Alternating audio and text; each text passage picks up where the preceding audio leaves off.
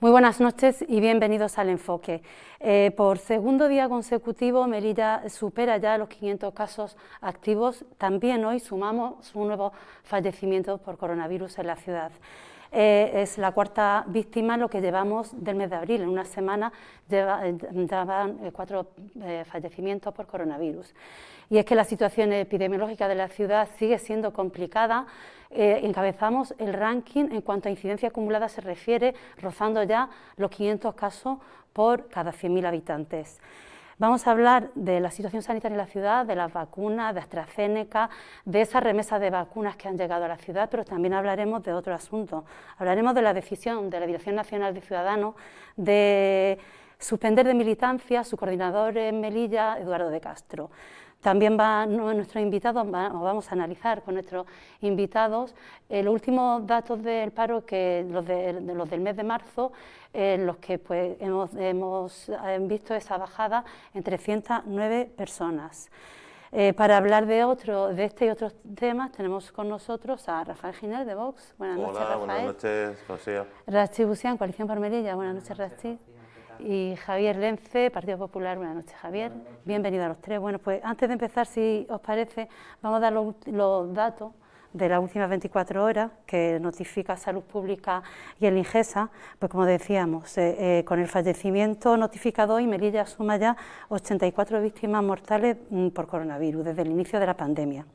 Hay 48 nuevos positivos hoy y 44 curados. Están ingresados en el hospital 42 pacientes, 6 de ellos en UCI. En total hay 520 personas con COVID-19 activos en la ciudad. A todo esto, Melilla ha recibido esta semana una remesa de vacunas una importante remesa de vacunas, casi roza los 3.000, sí, casi 3.000. Y bueno, pues esa vacunación masiva que hemos visto estos días. Y bueno, y también hemos conocido, la Agencia Europea del Medicamento ha relacionado esos trombos con la vacuna de AstraZeneca, y ayer Salud Pública, ayer en el Consejo Interterritorial de Salud se decidió que se iba a vacunar a las personas con esta vacuna, con AstraZeneca, a personas mayores de 60 años. Pues si os parece, bueno, sí, también Salud Pública ha puesto en marcha porque hay personas que no se le ha podido localizar, personas mayores de 80 años, y Salud Pública ha puesto en marcha una línea telefónica para que las personas de más de 80 años que no hayan sido vacunadas llamen a ese número de teléfono para que se les dé cita y se puedan vacunar. Pues empezamos, ¿quién quiere empezar? Por la situación sanitaria, pues de todo esto, de AstraZeneca, de vacunas, de los datos que tenemos en la ciudad. Si queréis empiezo yo. Vamos en principio pues lamentar el nuevo fallecimiento en la ciudad, porque ya son muchas personas, son demasiadas, porque el número de personas a cualquiera de los habitantes de Melilla nos roza de alguna manera, o nos toca de alguna manera a alguno de los fallecidos.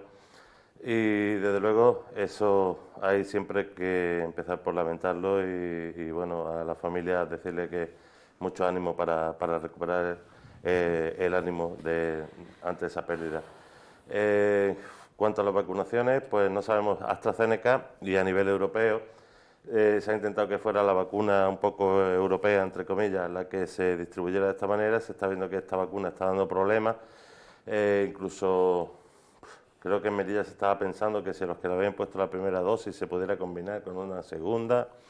Creo que hay un cierto descontrol a raíz de todos los problemas que ha dado esta vacuna. Se le empiezan a asociar los trombos efectivamente con la dosis de vacuna y evidentemente pues, hay gente reacia ya a vacunarse por este mismo sentido. Entonces, yo creo que el enfoque tendría que ser, ya que el programa se llama así, en ver si esa vacuna realmente es segura para los que se le están poniendo, que entre otras cosas, si vamos a recordar un poco hacia atrás, los primeros que se han vacunado han sido la Fuerza de Cuerpo de Seguridad del Estado, más el personal sanitario, más el personal educativo, docente. Pues hombre, si esa vacuna realmente tiene algún problema, pues habría que estudiar mucho más en profundidad cuál podría ser el alcance de este problema. El problema es que no sabemos si es conveniente paralizar la vacunación en estos momentos tan paralizarla, complicados. o si la paralización pudiera ser un problema añadido a no poner la segunda dosis. Entonces, claro, ahí evidentemente estamos en manos de todos los que están estudiando eso, que evidentemente no son pocos. Se supone que a nivel europeo se está produciendo este problema. Hay países que han limitado y cortado la puesta de este tipo de vacunas, y otros países que han decidido que la segunda dosis la iban a alargar un poco, lo iban a hacer, no lo sabemos. Entonces, esta incertidumbre también a la gente pues le preocupa, y cuando te dicen te voy a poner la AstraZeneca, pues hay gente que es un poco reacia a este... Sí, bueno, yo creo que hay información actualizada al respecto de lo que estáis comentando, porque AstraZeneca ya ayer se vio por parte de la autoridad europea al respecto de que la incidencia de la AstraZeneca, estamos hablando de 8 casos sobre 1 millón, la proporción, es decir, que es, no hay ninguna vacuna ni ningún fármaco que sea 100% eficaz, eso no existe. 8 sobre 1 millón es un riesgo asumible, y así por eso se da el visto bueno a que la AstraZeneca siga adelante. Estoy hablando de información de ayer y de esta mañana. A esto hay que añadirle otra cosa que tiene la AstraZeneca, que es que para personas mayores de determinada edad tiene menos eficacia contra el coronavirus. No es que sea negativo, sino que es menos eficaz. Es decir, que si para personas jóvenes o de edad media puede tener una eficacia del 90 y pico %, cuando hablamos de los mayores puede tener una eficacia un 20 o un 30% menor, y por tanto se entiende que no es tan eficaz y que se limite esos tramos de edad, que eso es lo que sí se está haciendo por parte de todos los países, y aquí nadie está tomando una decisión, ningún país está tomando una decisión unilateral que no esté regido por la Autoridad Europea de Medicamentos. Bueno, algunos países han cortado la... Sí, y claro, pendiente de que ayer ya por fin la Autoridad Europea de Medicamentos en este caso, dijera si con la información que le facilitaba AstraZeneca y la información que tenían ellos, si era un riesgo o no asumible, que el 8, que al final se saca el dato de que es el 8 por millón de vacunas, y que eso, bueno, pues reacciones puede haber desde la vacuna de la gripe a cualquier otra de estas, es decir, que es un riesgo que asume y que entiende que es más el beneficio que te aporta a determinados rangos de edad el suministro de la AstraZeneca que el perjuicio potencial que pudiera ocurrir. Ya, pero el rango de edad antes era menores de 50 años, era de 60 a 65. Sí, no, pero que eso no se toma aleatoriamente, sí. También se toma con los informes que da la propia agencia. Ya, pero eso a la gente, a vista de la gente, dice, no, es que esto es para menores de 50, no, es que esto ahora es para mayores de 60. Pero una cosa, que no hablamos de que si tienes más edad te va a generar más trombo, no, es menos eficaz contra el coronavirus. Bueno. Que no es lo mismo. Ya. Bueno. Un poquito, sumándome a las condolencias del compañero Rafael, lamentar los últimos decesos con motivo de la COVID-19, también desear una pronta recuperación a hospitalizado por la COVID igualmente 19. Además tengo precisamente a un amigo en la UCI de mi edad, con síntomas relacionados con la COVID. No creo que podrá ver este programa, pero quiero lanzarle un mensaje de ánimo, así igualmente a familiares, porque hace prácticamente unos 20 y pocos días estaba compartiendo con él la práctica deportiva, jugando con él un ratillo al pádel, y a las semanas y a los 10 días me entero de esta noticia, así que fíjense lo que puede cambiar la vida, inclusive para personas jóvenes. Estamos hablando de 33 años. Pero bueno, aprovecho para lanzar un mensaje, así como igualmente a todos los contagiados en ese sentido. Bueno, un poquito al hilo de lo que también ha comentado Javier, el otro día igualmente daban un dato con respecto a la polémica surgida alrededor de la vacunación de AstraZeneca, donde esa incidencia residual sobre posibles casos de trombo en esa vacunación prácticamente no solamente era de 8 sobre 1 millón, en algunos casos de 1 sobre 1 millón. Y comparto dicha tesis, donde son más los beneficios de vacunarse que de no vacunarse. Será la única manera de poder salir al fin y al cabo de esta pandemia, porque seguramente la pandemia estará con nosotros, creo que algo más de 1, 2 o 3 años para que se pueda estabilizar. El otro día también, un claro ejemplo a la hora de comparar, se hablaba que en los 10 últimos años no se había detectado ningún caso de viruela, precisamente porque se viene vacunando contra la viruela. Yo creo que hay un gran paso desde principios de diciembre o finales de diciembre, donde se inició el proceso de vacunación, con la actualidad. Yo creo que además las tasas de incidencia, independientemente que es cierto que Melilla está encabezando unos malos datos, en el resto de autonomía esa tasa de incidencia se ha ido estabilizando y no nos hemos encontrado en esa cuarta ola, porque prácticamente creo que tampoco hemos salido de la tercera ola. Pero yo creo que con Moderna, con Pfizer, con AstraZeneca, bueno, es publicidad gratuita, pero bueno, al fin y al cabo son las que están suministrando todo ese proceso de vacunación. Yo creo que Marruecos, pues, como país vecino, está siendo un ejemplo donde ha comprado 65 millones de dosis para vacunar lo antes posible a toda la población. Ahora está Janssen, que es una sola dosis. Seguramente también encontraremos con la española. Cuanto más farmacéuticas se sumen a este proceso de vacunación, será mejor para todos. Por eso yo creo que para esta pandemia la mejor salida es vacunarse lo antes posible. Yo creo que además hay que lanzar un mensaje optimista, hay que invitar mucha gente a poder vacunarse. Tengo aquí a mi izquierda un compañero de Vox, la consejera, por ejemplo, de Educación de Vox en Murcia dijo que no se vacunaba, y yo creo que... Pero, no, ya lo sé, una decisión personal. No, yo hablo que... Yo creo que no me refiero, un colectivo, indica una persona... Me refiero que sobre todo que desde las instituciones públicas y de los poderes públicos y de los poderes políticos tenemos que promover esa vacunación. Yo creo que hay que lanzar siempre un mensaje positivo. Ayer el Consejo Interterritorial de Sanidad había establecido ese rango de edad a partir de los 60 para vacunarse. Bueno, mi suegra, por ejemplo, el otro día se vacunó con la AstraZeneca, iba con ese temor, con ese pudor, con esa prudencia, pero y a mí me preocupaba el hecho de que personas de esa edad vayan a vacunarse con ese temor. Yo creo que hay que cambiar esa percepción, es importante lanzar un mensaje positivo. O, por ejemplo, también mi madre también, porque sufre patología de riesgo, ha sido vacunada también porque está dentro de los grupos de edad, casi 70 años, y esa vacunación parece que no, pero le ha levantado por el momento el ánimo, porque ya se va a atrever a salir en los próximos días o en las próximas semanas, porque lleva más de un año encerrada. Yo creo que con nuestros mayores hay que hacer un ejercicio de pedagogía, de responsabilidad, sobre todo lanzar un mensaje, como he dicho anteriormente, optimista, positivo, porque si no, yo creo que el mayor efecto de esta pandemia no solamente son las muertes que está produciendo, sino el efecto psicológico, la crisis económica, la crisis financiera, evidentemente lo que nos costará seguramente salir de todo esto en los años sucesivos. Por eso yo creo que el hecho también del anuncio del presidente del Gobierno de Estado de la Nación, donde ya advertía de que el 9 de mayo seguramente será el último día en el que vamos a estar bajo el paraguas del estado de alarma. Yo entiendo que es una buena noticia, aunque muchas comunidades pueden ser reticentes, ¿no? Yo entiendo de que es momento de salir ya hacia adelante, de afrontar cuanto antes, lo antes posible, y salir de esta pandemia, pero bueno, va unido a ese proceso de vacunación, y yo soy partidario de, independientemente de esos efectos que pueda tener AstraZeneca, que además creo que la propia empresa se está pensando hasta cambiar de nombre corporativo para evitar ese mensaje negativo que existe ahora mismo, porque muchos telediarios habrán sobre algunos efectos concretos, pero bueno, además yo también soy alérgico, por ejemplo, y también tengo que vacunarme en esta fecha, y tengo efectos secundarios, de malos días, de cansancio, de pasarlo mal, pero eso durante unos días, y luego veo los efectos positivos de una vacuna. Así que en este caso, si hemos avanzado y mucha gente llega a una determinada edad, es gracias evidentemente al avance de la medicina y propiamente de las vacunas.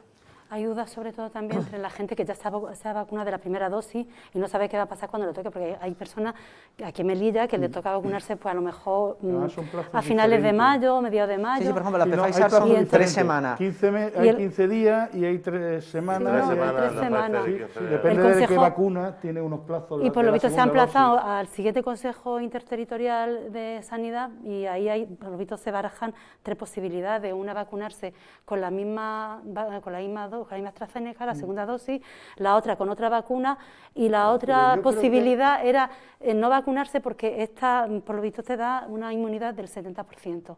Sí. Eso parece que es una de las posibilidades que se abre. Entiendo y no sé cuál al final. En el Consejo Territorial son políticos los que están allí.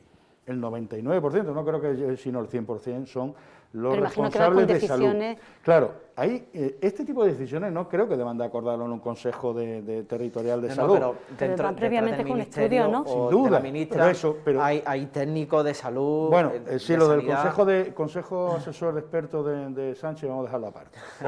Pero bueno, vamos a dejarlo aparte. No quiero entrar en esa historia. Lo que me vengo a referir es que si se adopta una decisión, que no sean los políticos, sino con una base técnica, y sean los técnicos los que adopten la decisión de cuál es el modelo y las formas de vacunar, los periodos, y además que lo tienen que decir las propias farmacéuticas, que son los que han hecho la investigación, las pruebas, los test y ahora toda la experiencia que han tenido. Ahí tienes Israel, que está dándole todo un feedback de información al laboratorio. Claro, ejemplo, todo eso también tiene que ser. Gibraltar, donde ha conseguido Claro, una inmunidad claro. de grupo, pero además está la rusa, está la china, y no se conoce. Que todavía no se ha autorizado. No Gibraltar era llamativo, No, sin verlo embargo, sin por ejemplo, mascarilla. Marruecos ha es vacunado la rusa. Sputnik en el 80%. Sí. Y a lo que voy, el tema del estado de alarma. Yo creo que lo que no se puede es pasar de 0 a 100, esto no es un Maserati, y menos en una pandemia. Es decir, tú tienes que coger, y de un estado de alarma tienes que pasar, no puedes pasar a 0. Es decir, aquí anchas Castilla, cada uno que haga lo que le dé la gana y que tal. No, pero tiene luego deja en las autonomías seguir manteniendo algunas restricciones, excepto el toque de queda, que claro, se es decir, las toque de queda. limitaciones que tienen legales las autonomías, y aquí la hemos tenido también, que nos ha tirado el contencioso administrativo para atrás, alguno que otro decreto, no lo puedes dejar en manos de la autonomía, que no tienen esas competencias. Tú lo que tienes que hacer, y ya se lo ha ofrecido Pablo Casado, creo que hoy incluso, el plan B para pasar a un estado, o sea, hacer las modificaciones legales que se pueden hacer de aquí al, ¿cuánto? ¿El 5 de mayo o el 9 de mayo? El 9 de mayo. El 9 de mayo. De aquí al 9 de mayo se puede hacer una regulación legislativa para que haya para que tú puedas delegar a lo mejor ese tipo de competencia o no en la autonomía, o ver cómo puedes legislar para que esto no pasemos, insisto, de un estado de alarma que es yo mando y esto es lo que hay, y el estado tal es el toque de queda es a esta hora y esto lo marco yo, y cuando te lo transfiero a ti viene con la orden de la ley o del decreto nacional de estado de alarma. Y ahora resulta que no, que lo quito todo y tú no puedes legislar más que cuántas mesas vas a poner en una terraza, que si 4 o 5 en casa, o si te tomas con un café, o si acortas la hora una hora para adelante o para atrás. No puedes, es que poco más, porque tú no puedes poner todo lo que te queda, no tienes capacidad legal para eso. No, entonces, ni debes tener. Claro, pero tiene que haber una reforma legislativa que deje, que equilibre un poco más esto, para que no pasemos, como insisto, como de 0 a 100 como en 2 segundos, porque me quito el estado de alarma y ahora dejo la autonomía. O sea, hemos pasado al principio de un todopoderoso Estado central que marcaba absolutamente todo, a ahí tenéis, y buscar a la vida. Yo creo que es muy fuerte, hay que buscar términos medios también. Y siempre hay, como dice el dicho, está la virtud. Y volviendo a lo de la vacunación, me ha llamado mucho la atención que haya personas que no se le, de más de 80 años, personas mayores, que no se les haya podido localizar, y que Salud Pública haya tenido que habilitar una línea telefónica para que, si conocemos de algún vecino, de algún familiar, o una misma persona que no se la haya llamado para vacunarse, llame a ese número de teléfono. Bueno, es que personas mayores de 80 además que ha tenido años, éxito el primer llamamiento. igual cambian de domicilio porque viven con uno hijo ahora, cambian el número de teléfono, el teléfono que tienen normalmente no es de un contrato, sino de un teléfono, y lo vuelven a cambiar. Entonces yo creo que ahí la culpa no es de las personas que no han podido ser localizadas, es que quizás no se tienen los datos correctos actualizados para poder contactar con esas personas. Que es verdad que puede ser un error de la administración, porque personas de mayores de 80 años debían de estar controladas total y perfectamente, o debían de tener todas un control más o menos de saber cómo se encuentran, en qué manera y de qué forma. Al final pasa de si es el huevo o la gallina. Seguro que hay familiares que están esperando que llamen desde Salud Pública o de donde corresponda, o desde IGESA, para que llamen por su abuela o por su madre, etcétera, y están esperando. y, No, pero resulta, también y no le llaman, No, pero porque no hay- tienen el dato correcto. No, pero hay muchos casos que igualmente los propios familiares de estas personas mayores de 80 años que también las están poniendo en contacto con la Claro, administración. como consecuencia de poner la Y- línea. cosa que- Y yo creo que también ha sido muy buena opción, muy buena No, alternativa, sí, claro, plantear un llamada. número de teléfono. También encontramos el caso de que es cierto de que algunos datos no están actualizados, porque una persona mayor de 80 años, lo último que se preocupa por un momento ahora mismo es tener un móvil prácticamente... Que la llamada es correcta. Y a lo mejor con el fijo, Vamos, y eso evidentemente ese vamos a tener. contacto es diferente al actual, pero también se han encontrado desde las autoridades sanitarias que mucha gente mayor de 80 años no ha querido o no quiere vacunarse. Sí, también se dijo. Pero bueno, yo creo que también, como he dicho antes, hay que hacer un esfuerzo de pedagogía, sobre todo de resaltar los beneficios de poder vacunarse, de además poder salir sin ningún tipo a lo mejor de tanto pudor, tanto miedo. Yo creo que es importante, hay que seguir insistiendo en ese proceso de vacunación porque esa inmunidad de rebaño va a ser muy importante Claro, para los mi madre próximos esta meses semana- porque... Hoy se ha puesto la segunda dosis de la vacuna. Claro, es que Así eso también permite además Claro. que muchos familiares puedan acudir a ver a sus Ya abuelos, pueden sus ir a su abuelas, casa. Da un a su poco más de casa, poder tranquilidad, salir. sobre todo a la persona Yo creo que mayor. eso la también es tranquilidad no solo de importante. que tú no te vayas a infectar, sino que tú no infectas. No, que no lo infecte a ella. Si a mí no me preocupaba que ella me pudiera infectar, me preocupaba no verla de no infectarla yo a ella. en el caso de que sí, tuviera... eso. Bueno, si queremos... Y por último, yo creo que debemos de insistir, creo que llevamos varios programas que llevo diciendo lo mismo, más vacunas de las que nos corresponden. Y si vienen 3.000, nos hace falta, según el dato, estamos hablando de que nos hacen falta Podemos como vacunar 7.000. 40.000 vacunas más. Tenemos que conseguir las 40.000 vacunas más. Si además hemos dicho que podemos poner 7.000... Primero, porque semanales, somos con lo líderes, cual- desgraciadamente, de incidencia. Segundo, porque es más fácil controlar geográficamente Melilla.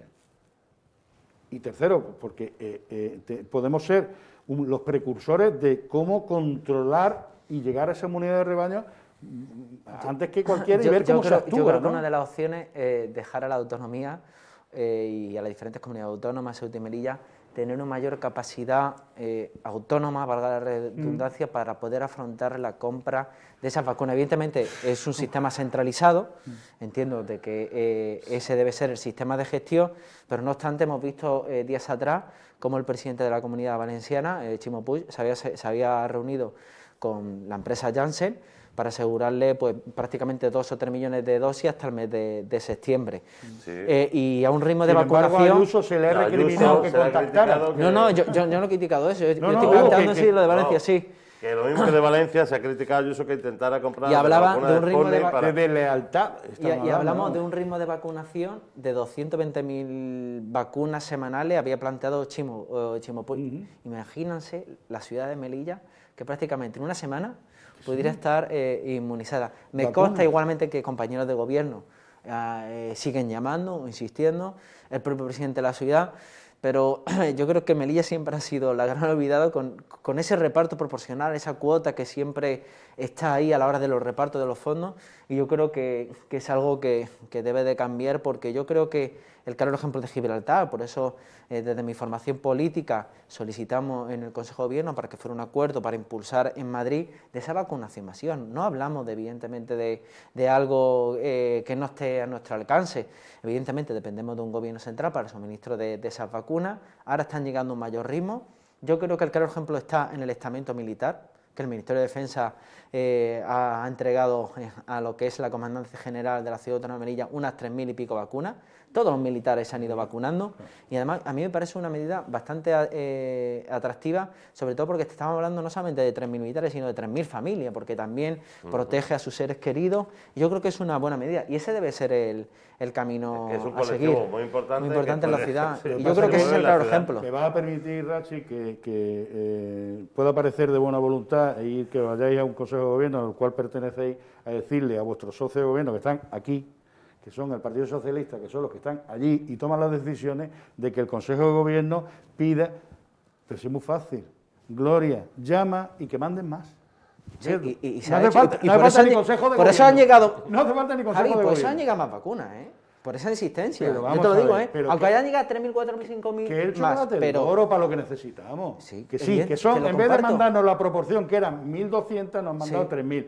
que siguen siendo insuficientes. Que comparto eso contigo, evidentemente, y hay que seguir reivindicando porque en este caso, seguir pidiendo, en este caso, más que nunca, independientemente de mi socio de gobierno, del gobierno tripartito en el que formo parte, mi obligación es por y para los melillenses, y exigiremos a Madrid como grupo político, como persona, más vacunas para Pero la que ciudad. lo tiene muy fácil, como que lo una- tenían en el seno del gobierno el Partido Socialista. ¿Pero no cree que otras comunidades se van a quejar también porque el reparto no sea Mira, se están equitativo? quejando muchas comunidades Sí, de que hay un es que reparto también a lo político. mejor es Que una... si el reparto puede ser proporcional, si hacemos la proporción, en proporción nos están llegando menos vacunas que a otras comunidades. ¿No es proporcional el reparto? No está siendo. Mira, ¿Está siendo no. proporcional? ese principio de solidaridad, que está además en la propia Constitución española, entre las diferentes comunidades autónomas, ese principio de solidaridad se debe demostrar en este tipo de casos. Pero hay algunas comunidades autónomas, y me consta, de que quieren abarcar cuanto mayor número de vacunas para ellos mismos. Por Pero si ejemplo, eso es legítimo, mientras no sí, perjudique. A claro, partir de ahí, exactamente. Yo creo que ahora, por ejemplo, van a llegar todos los lunes, había anunciado la ministra, 1.200.000 vacunas de Pfizer. Y la vacuna, evidentemente, se va a distribuir en función de la cuota proporcional, atendiendo al número de población. Pero si la ciudad de Melilla puede... tiene que haber una discriminación positiva. No, esperemos Exactamente, que a no eso me desaparezcan algunas, como esas desaparecidas que están por ahí. O las que le vendemos a Andorra. Sí, que son Sí. 750.000 euros que pagamos entre todos los españoles, no Tenem- se saben dónde están, pero bueno, esperemos que no pase eso ya. Vamos a partir pasar al de siguiente tema, si no, no da tiempo a hablar de nada más que de vacuna.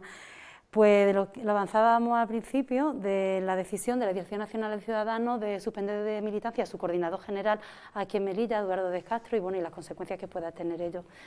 ¿Quién quiere empezar? ¿Javi? ¿Quieres empezar tú? ¿O Rafael? ¿Os quedáis mudos? No, Poco- yo tengo mi opinión, pero en Yo, este caso Por favor. dejo Para eso eres miembro a del los gobierno. compañeros. Eres miembro del gobierno. No, Bueno. yo creo que, además, siguiendo un poquito el hilo de las últimas declaraciones de mi compañero, el señor Aberchan, donde hablaba de que por momentos esta decisión parecía que tenía un tinte de precampaña electoral, porque justamente el propio candidato a la presidencia de Madrid, el representante de Ciudadanos, el señor Edmundo Val, se intentaba erigir como adalid contra la corrupción, donde además en un canutazo ante diferentes medios nacionales casi que sacaba pecho por el hecho de expulsar al señor Eduardo de Castro de su militancia por supuestamente estar relacionado con algunos hechos de corrupción. Pero su tesis cae por su propio peso cuando el expediente se le abre supuestamente el día 12 de marzo, la posible o la investigación o imputación, como se quiera llamar, llega después de esa fecha, por lo que ese argumento cae por su propio peso. Luego alegan que no, que fue el caso de Rostro Gordo relacionado con los menores, de finales de diciembre, que no comunica a la Dirección Nacional de Ciudadanos dicho eso, por lo que por esas circunstancias se le tiene que abrir un expediente disciplinario que resuelven del día 12 al día 31. También voy a poner en valor que un miembro de la Ejecutiva de Ciudadanos, además consejero de Educación en la actual Junta de Andalucía, el señor Javier Imbroda, estoy defendiendo mi tesis, evidentemente luego los otros le echarán abajo, pero simplemente estoy hablando Que me hace gracia. de ese ambiente o de ese escenario que se ha creado para en este caso expulsar a Eduardo de Castro. ¿Gustará más o gustará menos? Ya. Pero Es tu idea. no, sí, pero ¿gustará más o gustará menos? No solamente la idea, sino al propio presidente de la ciudad. Pero yo de lo que puedo asegurar que lo considero un tipo honesto y honrado, por lo que la expulsión y los motivos que alega su dirección nacional creo que caen por su propio peso. Él ha presentado además una serie de alegaciones a través de sus propios abogados a la Comisión de Garantía, porque le da un periodo de alegaciones y puede seguir de alguna manera luchando y evitar la expulsión de su partido. Además, fue algo que inclusive que él adelantó hace prácticamente 2 años, cuando decidió apoyar al PSOE y a Coalición por Melilla en la formación de un nuevo gobierno, donde decía de que esa decisión supuestamente le podría acarrear responsabilidades políticas, algo que no ha ocurrido en estos 2 primeros años. ¿Le podía acarrear? No, estoy hablando de lo que en su día él Pero, comunicó. ¿él por qué a su decía que le a su podía militancia. acarrear No, consecuencias pero políticas? según además habla la propia coordinadora a nivel nacional, Inés Arrimada, alega determinadas circunstancias, dice que ella no tiene nada que ver, que hay una comisión de garantía, una comisión de evaluación, que estima del hecho de que no comunicar una situación judicial concreta es motivo para ser expulsado del partido. Por eso he dicho, porque los plazos no me cuadran, los tiempos tampoco, algunas declaraciones en la campaña electoral, algunas insinuaciones. Yo creo que hay un asunto turbio detrás de esto. ¿Que hay un proceso judicial abierto? Pues será la autoridad judicial el que tengan que dirimir si en su caso hay un hecho punible o no. Pero esa significación y esa elocuencia del coordinador o del candidato a la presidencia de Madrid por parte de Edmundo Val, abriendo prácticamente un informativo en pleno puente de Semana Santa sobre el coordinador de la ciudad de Melilla, pues un poquito choca y chirría, desde muy humilde opinión. Pero bueno, yo creo que ahora mismo él ha presentado sus alegaciones ante la Comisión de Garantía de su propio partido, a ver qué se puede estimar o no. Hay un proceso judicial ciertamente abierto, que es cierto de que el afán del Grupo del Partido Popular de intentar judicializar determinada gestión, ellos consideran de que es su manera de hacer oposición, pero bueno, yo estoy seguro, y lo digo hoy, 8 de abril, que gran parte de esas causas no van a llegar a ninguna parte, porque todo lo que se ha hecho... ¿Eres juez o algo o no? ¿Cómo? No, he dicho una opinión, vale. Entiendo yo, porque estoy dentro y me he informado sobre los procedimientos que se han llevado a cabo en ese tipo de contrataciones, y según las explicaciones que he podido escuchar, pues entiendo de que no tenga mucho más recorrido. Él, además hay un dato, hasta en 6 ocasiones le han denunciado por parte del Partido Popular desde que está en legislatura, hasta 6. Prácticamente al día siguiente de tomar posesión del cargo, fue denunciado por el hecho de que se había proclamado no presidente. En las 6 ha salido absuelto. En las 6 ocasiones se ha archivado la causa. Yo creo que es un dato evidentemente clarividente. A partir de ahí, yo creo que esto es más fruto de una campaña electoral en que se encuentra ahora mismo la Comunidad de Madrid, más que realmente el trasfondo de todo esto. Pero bueno, he dicho, es una opinión, un punto de vista, y mis compañeros estarán evidentemente en desacuerdo conmigo, pero no es mi intención, sino simplemente en todo, parte sí. Comentar lo que he explicado. Vamos y poco más. Yo en todo no quería entrar al principio, pero al principio dice, es que ya hace 2 años dijo, esta posición que he tomado aquí puede traerme problemas con mi partido. ¿Por qué? Porque estaba tomando una posición diferente a la que su partido le había marcado en la estrategia política de partido, para empezar. Punto 1. Pero no se la ha expulsado por eso, del partido. No, pero eso fue la antesala de que él ya avisó de que le podía pasar... Que su posición podía pasarle factura en su partido. ¿Por qué? Porque estaba tomando una posición distinta a la que su partido le había marcado. Puede ser, es posible. Lo dejamos ahí y creo que está opinando en el mismo sentido. Segundo, entiendo que cuando entiendo que la cabeza máxima del partido, que es Inés Arrimada, y Edmundo Val como candidato a Madrid, que creo que es el número 2 del partido en estos momentos, se decantan y salen en prensa diciendo que este señor no le representa y por tanto lo llevan al Comité de Derecho y Garantía, el Comité de Derecho y Garantía de su partido decide que tiene que ser expulsado del partido por no atender esto, claro que le queda una opción. Le queda la misma opción de lo que nos pasó a nosotros en nuestro partido. Un señor que no haciendo caso de lo que el partido le decía y haciendo cosas contrarias al partido fue expulsado. Y ahí yo pienso que la solución la tienen que tener entre él y su partido. Y después, pues la moralidad de cada uno con las resoluciones que el partido tenga con una persona. El resto... Javi. Bueno, ahí es que me gusta poco hablar de los temas internos de partido, aunque tiene evidentemente unas repercusiones públicas que ahora comentaré, pero que esto al final no deja de ser un expediente disciplinario de un partido que expulsa a un dirigente en este caso, y que el dirigente, como cualquier procedimiento, tiene su tiempo y sus alegaciones y tal, y está en periodo de alegaciones. Y esto terminará siendo niño o niña, como suele decirse, es decir, lo terminarán expulsando o le admitirá la alegación o no. En cualquier caso, lo que sí es que hay que tener muy en cuenta es las repercusiones en el caso de que termine siendo definitivamente expulsado. Y eso es lo que se vio, según tengo entendido, en potencialmente en la mesa de la Asamblea también de qué ocurriría si al final, tengo entendido que informó de cuál era la situación, el status quo de su expediente actualmente, que él iba a alegar, y que, por tanto, cuando se viera al final ya se vería qué medidas se iban a adoptar. Aquí lo que hay que consultar posteriormente, una vez se firme esta sentencia o este dictamen de expulsión, es las repercusiones jurídicas, y eso ya son los servicios técnicos de la ciudad autónoma, que podría o no tener de cara a la Asamblea, a la presidencia de la Asamblea, a la presidencia de la ciudad, que en este caso es la misma, y por tanto, qué repercusiones conllevaría a partir de ahí. Pero entiendo que antes de analizar eso y que los servicios jurídicos, tal, lo que tiene que acabarse es el procedimiento. El proceso, y como siempre me ha gustado ser muy respetuoso cuando no hay ni juicio oral ni sentencia firme,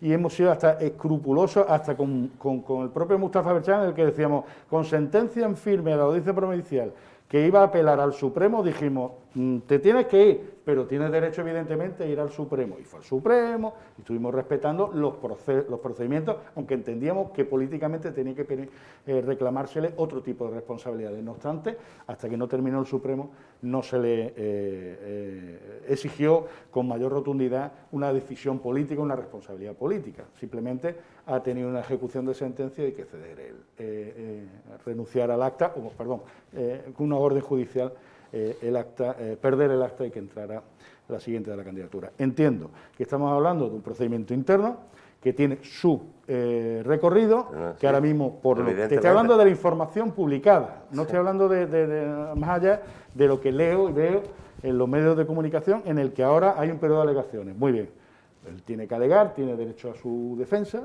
dentro de los órganos competentes, y ya veremos qué es lo que se decide definitivamente.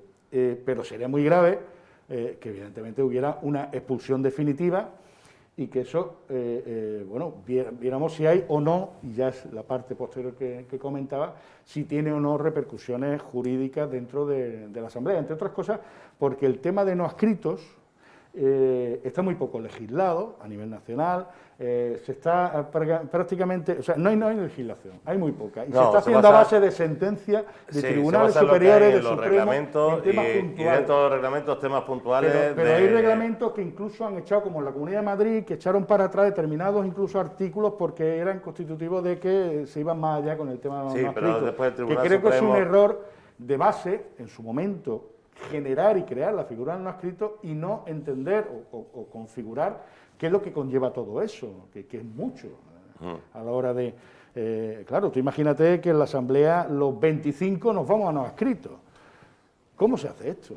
¿Cómo se gobierna? Es decir, todos estos casos, cómo se queda encajado dentro de la Asamblea, de los gobiernos... Lo que pasa es que la legislación va un poco... como en muchas cosas, las legislaciones van un poco por detrás de la realidad, de las cosas que pasan, de los hechos que acaecen, y entonces se va legislando un poco en función también de las cosas que pasan. Es verdad que hay un reglamento de la Asamblea, un reglamento que dice los no adscritos, pero claro, como eso era como una cosa muy rara, que no se iba a dar aquí de manera tal, pero bueno, llevamos una legislatura donde hemos tenido el primer no adscrito, el primer grupo que pierde su grupo, y pasa el grupo mixto con el otro grupo mixto que era el del presidente de la ciudad. Es decir, a ver, la secretaria de registro me decía, me está pasando esta legislatura lo que no he visto nunca en todos los años que llevo. Bueno, yo creo que eso está pasando porque el escenario político es diferente y hay otros grupos que están emergiendo y que están ocupando un espacio, y hay que acostumbrarse evidentemente a este tipo de escenarios, y es cierto que a lo mejor nuestro ordenamiento jurídico no recoge todo este tipo de casos, pero es momento de legislar, porque el claro ejemplo está de que también dos miembros del grupo Vox en Ceuta también salieron del partido por diferencia, y también, es decir, que en toda casa cuecen habas, al fin y al cabo. Pero yo en este caso apelo a los telespectadores melillenses afines al Partido Popular que voten a Javier Lense, porque el tono es agradable, puedes poner algo así, no, lo digo yo en el buen sentido, porque has puesto un caso... ¿Por qué tiene que ser desagradable? Porque muchas veces las comparaciones son odiosas, y otros lo estaban tachando prácticamente de tráfuga, de indecente y no sé más qué tipo de cosas, y al propio Eduardo, por otros compañeros del partido. Voy a terminar.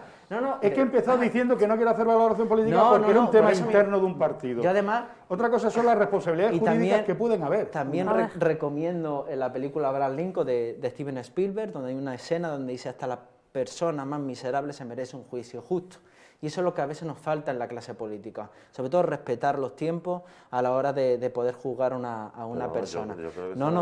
Yo digo eso, porque aquí se ha hablado de tráfugo y demás. No hablamos de un tráfugo porque él no se va de su partido por voluntad propia, o no se puede ir por voluntad propia, sino porque hablamos de una expulsión. Y además yo he sido el primero en rueda de prensa este mismo lunes quien había apelado a ese artículo 24.3 del reglamento de la Asamblea, que si pierde la condición evidentemente del diputado del grupo mixto, porque él ahora mismo pertenece al grupo mixto, y pasa a condición de no adscrito, se supone de que tiene que despojarse del cargo que ostenta en la actualidad. Sí.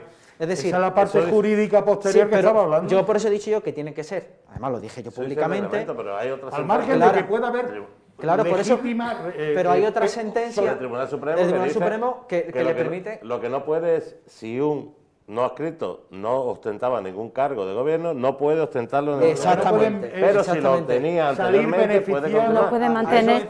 Si eso ahí no hay ninguna duda, en eso coincidimos. Yo lo único que he dicho es si éticamente es correcto. Nada más. Claro, es que una cosa es la valoración que he hecho desde el punto de vista jurídico y muy escrupuloso en el sentido de que, chicos, primero vamos a tener que termine esta historia y cuando termine, vamos a ver las responsabilidades y, por supuesto, las responsabilidades políticas.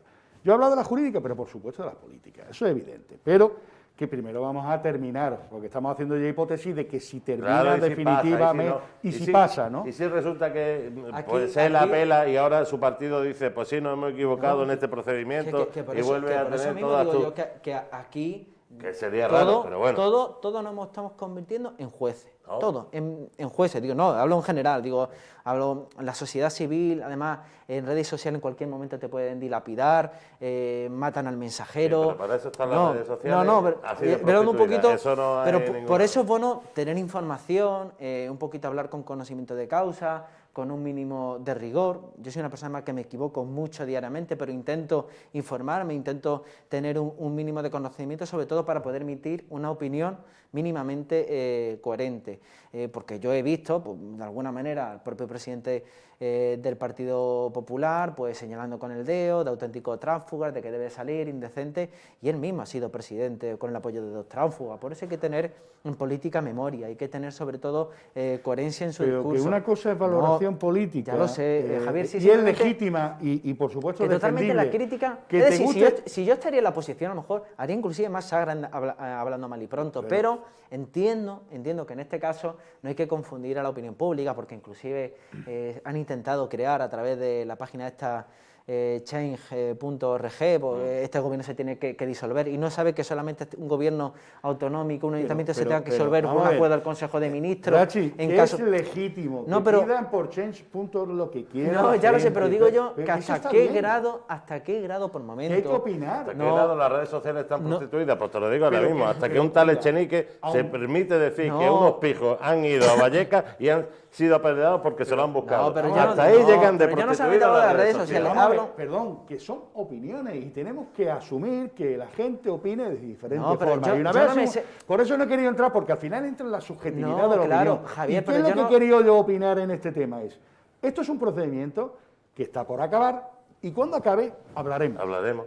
No, pero totalmente, claro. Pero yo no solamente he hecho una referencia evidentemente a las redes sociales, pero he hecho que también que desde los poderes públicos, desde la clase política, yo creo que es importante de intentar dar cierta información veraz de lo que se intenta defender por momento. Espera, digo yo. Rachi, perdona una cosa nada más. No, porque es que está intentando mandar el mensaje de que seamos respetuosos con las leyes cuando el presidente de tu partido ha dicho que porque no tiene más narices ha tenido que asumir la sentencia del Supremo, pero que la va a combatir, que no le gusta, que no la comparte, eso que no está en el carácter a lo mejor incansable de un político que ha dado mucho por su ciudad y piensa de que a lo mejor esa condena... No hay ningún político que no haya dado todo lo que cree que debe de dar por su ciudad. Bueno, hay algunos podrá estar de acuerdo o no. Hay algunos que aquí que han venido de paso, se lo han llevado hablando mal y pronto, supuestamente calentito, y han salido, y también se le quería mucho a la ciudad. Eso es muy fácil de decir, No, eso es muy fácil de decir, no, pero y yo no te estoy poner diciendo, ejemplo también es muy fácil. fácil de hacer. No, Te ya estoy lo sé, diciendo que no me vengas con que seamos respetuosos con las leyes, que sí, No, he dicho pero yo- que lo seamos todos. ¿Sabe lo que no me gusta? Y Evidentemente, con la sentencia mira, de los tribunales. La ¿eh? crítica está a la orden del día. El Y hay que carácter- asumirla. Pero la crítica hay que asumirla. No, pero déjame, Sí, sí. me voy a explicar. Perdón, venga. Digo yo, el carácter fiscalizador es sine qua non y tiene que ser intrínseco a un miembro de la oposición, no lo dudo. Dudar, evidentemente, de la política, de la gestión del quien en ese momento lleva responsabilidad de gobierno. Y tus intenciones Ya lo como sé. gobierno también. Pero nos estamos convirtiendo por momentos en los líderes o en los adalides de miente que algo queda. Y eso no es bueno para nadie, ni para el ciudadano de pie, ni nada. Por favor, No. que había No. estado y 20 años, que es que no nos critiquéis que hemos estado 20 años en el gobierno, pero es que vosotros habéis estado 20 años en la oposición porque ahí han puesto los ciudadanos, los melillenses, y habéis hecho por eso barbaridades. por eso tenemos que dar clases Barbaridades. de estar en la oposición. Por eso digo, Perdona, tenemos que dar clases. para no hacer ni la décima Javier, parte de lo que habéis hecho Javier, vosotros. mira, Javier, de verdad, es que vosotros o sois ustedes o el caos. Y olvidaros ya de eso. Que muchas veces lanzáis ese discurso un tanto peligroso, ¿Por de qué siempre peligroso? intentar... Perdona, aquí No, hablamos de sí, caos. Hablamos sí. de que este gobierno es Mira, nefasto. nos Y que hasta consideráis... ahora Mira, el Partido Popular se ha entendido que ha hecho un gobierno mucho, entre otras cosas porque es el más votado y ha sido históricamente más votado los últimos 20 años. Oye, la gente se puede equivocar, tú puedes asumir, te pueden gustar los resultados electorales, pero te lo tienes que comer porque es la democracia. Bueno, no es momento de hablar de redes clientelares a lo largo de los últimos 20 años, ¿entiendes? Ni de los Pero- últimos dos. Ni voto por No, correo, no, ni- no, no, anteriores no, no, arrastrados, ¿hablamos sí, vamos a de ver. qué? No sé, no, digo yo, porque Nosotros hablamos de somos 20 los años, hay neófitos muchas llegando a la maneras... política, Hay con lo muchas cual- maneras de justificar 20 años en un gobierno y yo además... Y hay 15.000 votantes melillenses que están locos y Vamos a votan ver. al Partido Popular. Vamos a ver. Tenemos que ir terminando. En, porque si no, no- en las últimas elecciones, tú has comentado evidentemente de que el Partido Popular ha sido la formación más votada, Sí. pero el arco parlamentario, el arco asambleario de la Ciudad Autónoma de Melilla No, tiene una bien. mayoría... Perdona, Ya. eso es 2 más 2 son 4, está No, claro. por eso lo digo, esta es pero que- pero que, perdona, que ha sido los últimos 20 años y sigue siendo la lista más votada, la del Partido Popular, creo que eso tampoco, o sea, es tan obvio como lo que vamos a dejar efectivamente ya. no Lo vamos a dejar ya Ya porque hasta la próxima lo vamos a dejar ya, Qué ¿vale? rápido ha pasado hoy, ¿no? ¿Hay Ya otro casi- tema o...? otro tema, otro tema. Vale, pensaba que habíamos... Tenemos unos cuantos más. ¿Unos Nos quedan 10 minutos, me parece, de programa, sí. Y bueno, pues, hemos dicho al principio de ese descenso en la lista de paro en los datos de marzo, que han encontrado trabajo 309 personas más y curiosamente 206 son mujeres las que se han podido incorporar al mercado de trabajo. Bueno, pues una pequeña valoración y ya pasamos al siguiente también directamente, porque si no... Yo No, creo que... Perdón. disculpa. No, hablando, mira, Que- una diferencia, perdona, de 20 años a 2 años hemos alcanzado una cifra de paro histórica en toda la historia democrática de la ciudad, es decir, 8.500 desempleados, que es cierto que es un dato ciertamente algo alto, sobre todo entre la población juvenil, pero yo creo que el Partido Popular en su secretario ejecutivo estuvo durante años, y no estando en una crisis como la actual, en un contexto de pandemia, por encima de la barrera de los 10.000 y rozando los 11.000 desempleados. Yo creo que es un buen dato, yo creo que ese dato también viene dado por el cierre de la frontera, donde se está usando además mucha mano de obra local, sobre todo en el sector servicios, en el sector de la construcción. También es cierto de que la inversión pública en determinadas actuaciones está permitiendo también ese descenso. Los planes de empleo también evidentemente ayudan los datos durante estos meses. No soy alguien que intenta engañar ni maquillar esos resultados, pero el descenso interanual con respecto a marzo del año pasado, hablamos de más de 600 menos desempleados. Yo creo que es una cifra bastante importante, y sin olvidar que estamos en un pleno contexto de pandemia. Evidentemente hay otros factores que ayudan a ello, es decir, que muchos trabajadores transfronterizos se han dado de baja y están recurriendo a una mano de obra local, una mano de obra que por momento no se consigue completar o satisfacer, porque sobre todo en el sector de la construcción, que lo estamos viendo aquí, además que me implica a mí en la Consejería de Infraestructura, que algunas de nuestras obras quedan desiertas porque muchas empresas no disponen de esa mano de obra. Por eso desde Promesa se está intentando ahora con el taller para el empleo de la construcción y similares.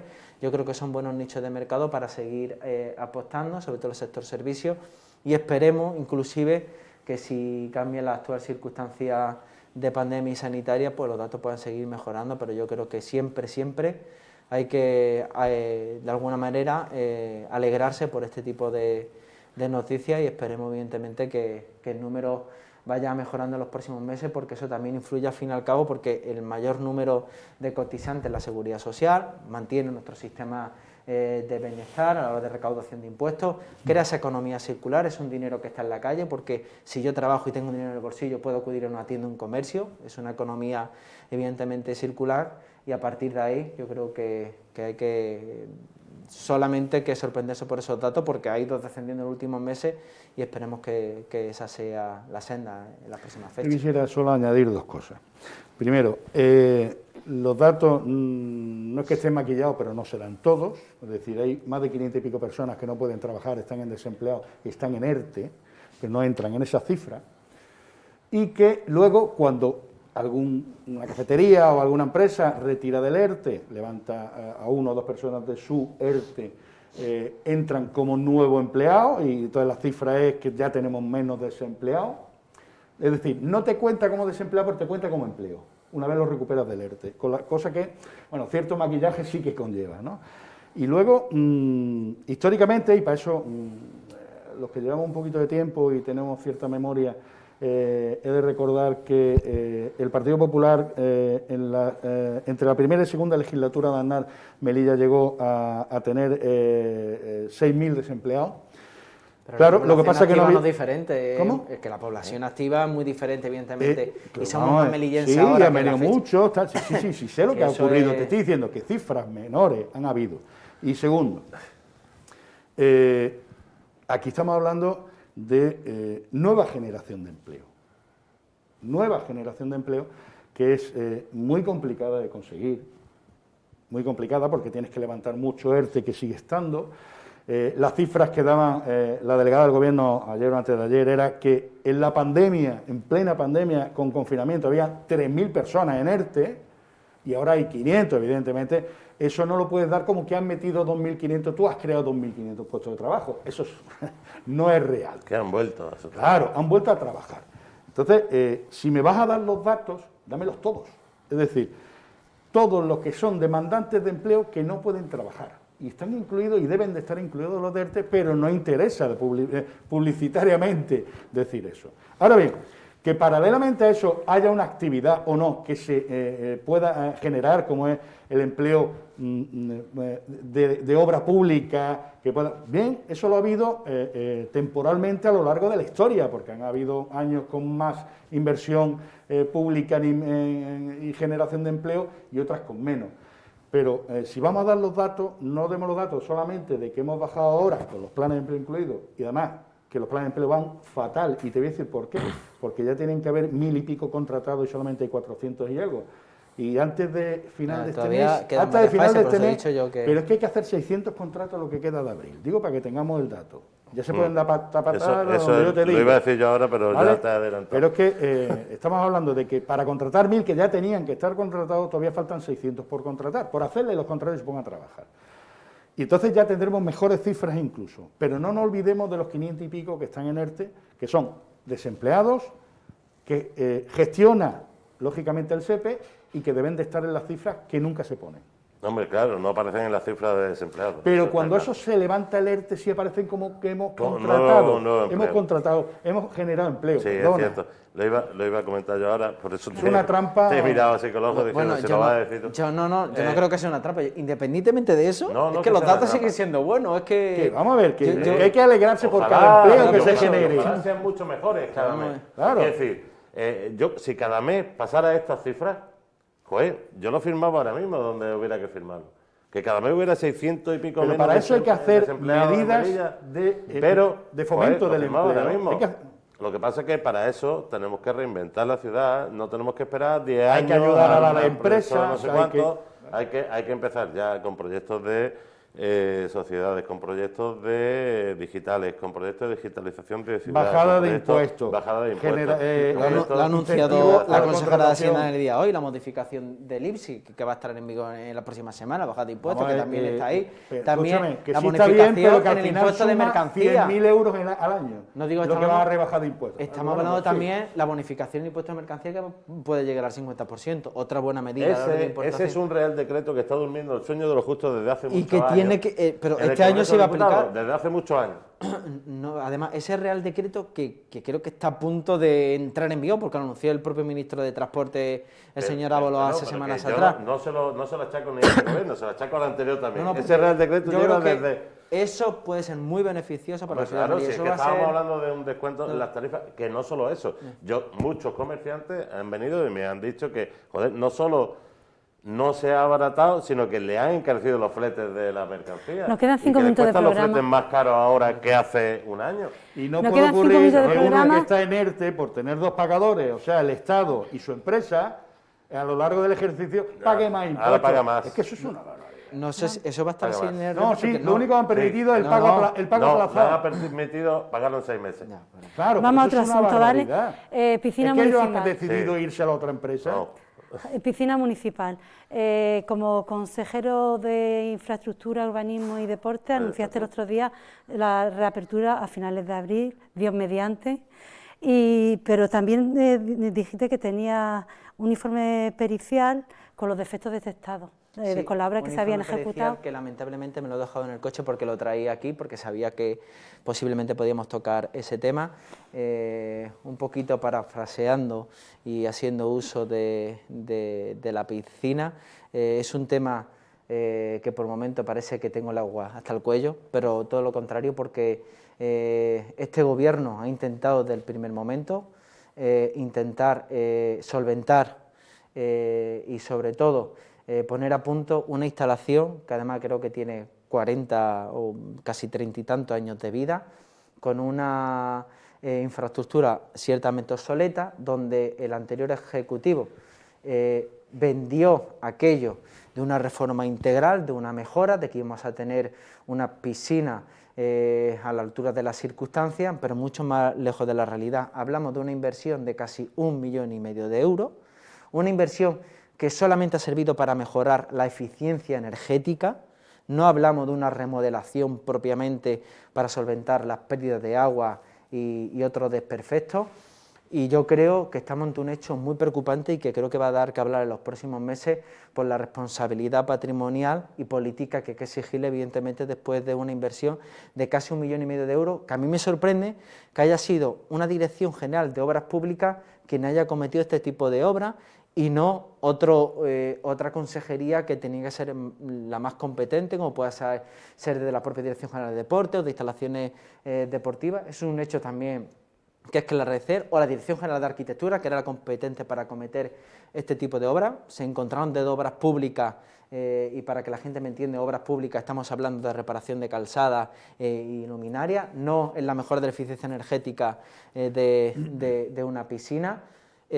Además, igualmente vamos a presentar ante la opinión pública todos los arreglos que hemos ido llevando a cabo de manera puntual hasta la fecha, como puede ser la sustitución de los podios o de la rampa de salida, donde no se llevó a cabo la sustitución, sino se dejaron unos podios más propios de Burkina Faso, de cemento. Nosotros hemos instalado unos nuevos podios o rampas de salida homologados por la Federación Nacional de Natación. También hemos reparado lo que es el agarre, sobre todo de los más pequeños, que hasta la fecha inclusive llegaban a sufrir heridas en las yemas de los dedos. Eso también lo hemos restituido. Y a finales de mes lo que vamos a conseguir es una apertura provisional, porque los tubos de acero inoxidable, donde regula las bombas de calor de la nueva planta fotovoltaica que está justamente arriba, hay una partida de más de 300.000 euros que ha salido defectuosa. Existen unos tubos de acero inoxidable que están perforados, donde eso provoca además la pérdida y sobre todo a la hora de propulsar esa inercia. A lo mejor estoy siendo muy técnico, pero la explicación técnica que existe. Ese informe pericial que se ha solicitado a una empresa neutra, Es decir, se ha sacado licitación, una empresa neutra ha conseguido adjudicarse ese servicio, ha emitido un informe en función de lo que ha valorado con las correspondientes visitas técnicas, ha dado la razón en este caso, más que a la Administración, a esta actual consejería, porque piensa que la empresa ejecutante de la obra, yo creo que ha sido un auténtico destrozo. Muchos me están achacando, evidentemente, el hecho de que no habrá la piscina municipal en la actualidad, pero yo no puedo abrir las puertas de uso público a una instalación de que al cabo de unos días voy a tener que cerrarla porque vamos a tener que preparar en la apertura con la instalación previa a dicha obra. Y es una auténtica locura. Por eso vamos a intentar llegar a un punto intermedio de poder usar parte de una instalación nueva que sí puede entrar en funcionamiento con la anterior instalación para poder abrir a finales de este mes. Ya han llegado las nuevas piezas, están los técnicos montándolas y vamos a llevar a cabo las pertinentes pruebas para que a finales de mes se pueda abrir. Pero, insisto, el informe pericial nos ha llegado a cuestión de hace unos días. Si en un periodo prudencial que se le va de 30 días a la empresa no asume dichos arreglos, la consejería a través de una acción sustitutoria va a llevar a cabo una reparación integral que puede costar unos 400 o 500.000 euros, es decir, que nos vamos a más de 2 millones de euros. Eso sería una nueva piscina, bastante grave, y luego evidentemente llevará ante los tribunales a la empresa por su mal hacer a la hora de ejecutar la obra, que tampoco tenemos que achacar a los políticos de turno del anterior ejecutivo, pero sí evidentemente buscar responsables, técnicos o no, de una obra mal ejecutada, mal, sobre todo fiscalizada. No se tenía que haber entregado, porque además me comentan que muchos técnicos que fueron a la recepción de dicha obra acudieron inclusive a los vestuarios, las duchas, algo que se presuponía que estaba en el proyecto, y se había encontrado con unas duchas y con unos baños obsoletos.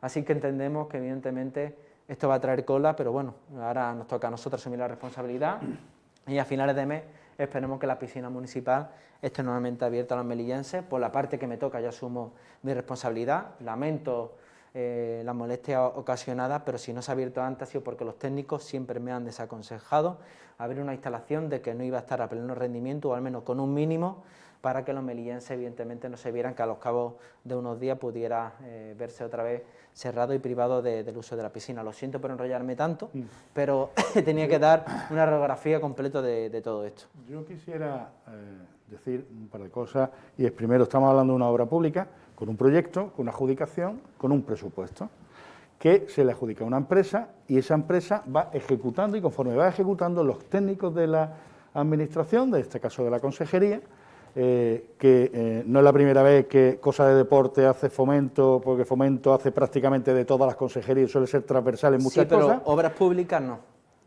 Vale, bueno, pero que al final eso es organización interna por parte de la consejería. Entonces, hay una dirección general que tiene muchos técnicos y que supervisan mensualmente la ejecución y que firman unas certificaciones de que se está ejecutando conforme a proyectos para que la consejería firme al final el pago, perdón. En fecha y en forma, precisamente porque la ejecución no estaba siendo buena. Entonces no se ha pagado. ¿En cuánto tiempo se había dicho que esa obra se iba a recepcionar y cuánto tiempo pasó? Que sí, no, se habló si no de 3 meses y luego se entregó. Rachi, que no hablo de retrasos, no hablo de retrasos. ¿Cómo funciona la Administración? La Administración es mensualmente, la empresa le pasa una certificación diciendo he hecho esto de todo este proyecto, he ejecutado hasta aquí. Y eso vale tanto. Y entonces va un técnico, lo comprueba, firma y se le paga. Y al final termina esa certificación pagándola, ordenando el pago el consejero a la Consejería de Hacienda para que se transfiera. Pero para eso, previamente, hay uno o varios técnicos que tienen que haber comprobado que eso está ejecutado conforme al proyecto. Conforme al proyecto.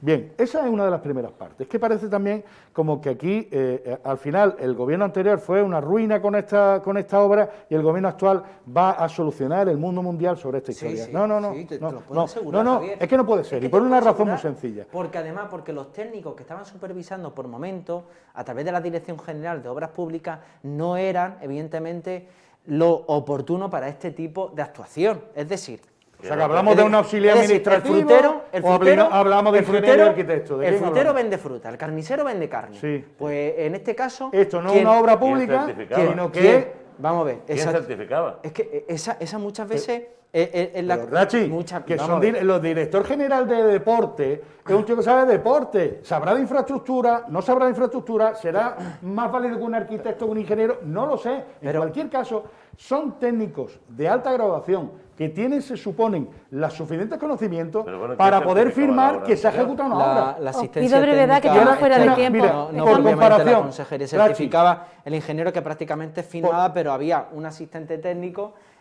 contratado también por la empresa que emitía una certificación de Eso supuestamente una serie siempre de trabajo. pasa. Mira, te voy a poner el ejemplo de tiro nacional, Dice que no Averroes, había Averroes, supervisión te voy a sobre- poner Averroes en Bismesa. Mala ejecución que se traslada a lo largo de los años y se detecta. ¿Qué es lo que ha hecho en Bismesa? La acción sustitutoria, porque Dragado, empresa contratista en su momento y que construye aquello, no ejecutó adecuadamente y se le dice, vuelve a ejecutar todo eso y me lo vuelve a hacer de nuevo, y Dragado se niega. Y entonces, ahora en Bismesa, o no sé si vía Consejería de Fomento, vuelve a hacer estamos la haciendo obra desde de la Consejería. fachada y tal y cual, y va a ir al juzgado a decirle a Dragado, dame el dinero. Nos tenemos Pues esto es igual. El Tenemos tema que es, dejarlo aquí. oye, que de quién es la responsabilidad que se cayó aquello que no se ejecutó, que lo diga el juzgado.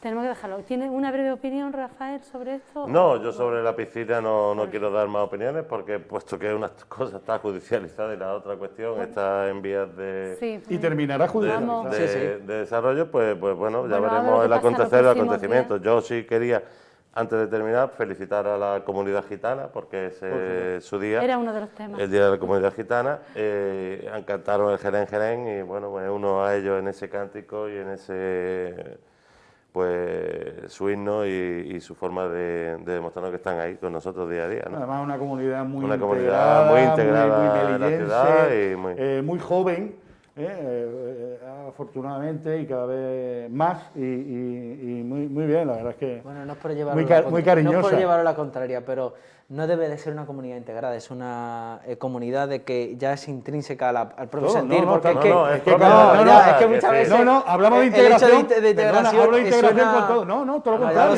ya lo sé, es una Todo lo manera contrario. simplemente Es un simple, a lo mejor un léxico, tic, sí, No, simplemente- una cosa muy sencilla, es que siempre Bueno. hemos hablado de multiculturalidad, de integración, etcétera, etcétera, y parece que a algunos se puede aplicar eso y a otros no, todo. Bueno, yo quería hablar también, Todo. quería hablar de la Semana Santa, pero bueno, lo sentimos, pero no da La tiempo para ausencia de más. Semana La Santa. ausencia, pues, Bueno, ¿cómo la- ha sido una pero Semana este Santa año, distinta, por lo menos, algunos la hemos vivido este desde año se ha vivido de alguna nuestra- manera, porque el año pasado ha pillado a todo el mundo confinado y sí que no se ha Bueno, podido hacer pero nada. se ha Esta podido semana- vivir Por lo menos desde las diferente. cofradías, Desde desde el la- interior de las sí. cofradías hemos seguido viviendo nuestras Desde esta imágenes televisión y desde esta televisión lo que hemos- hemos podido disfrutar también, todos los melillenses.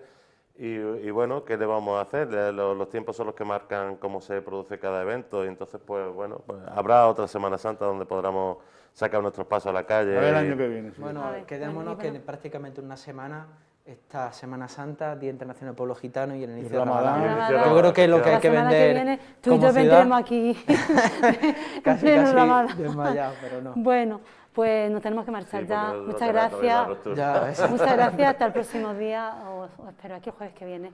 Y a ustedes también, les esperamos aquí la semana que viene, aquí a las 10 de la noche en el Enfoque. Muy buenas.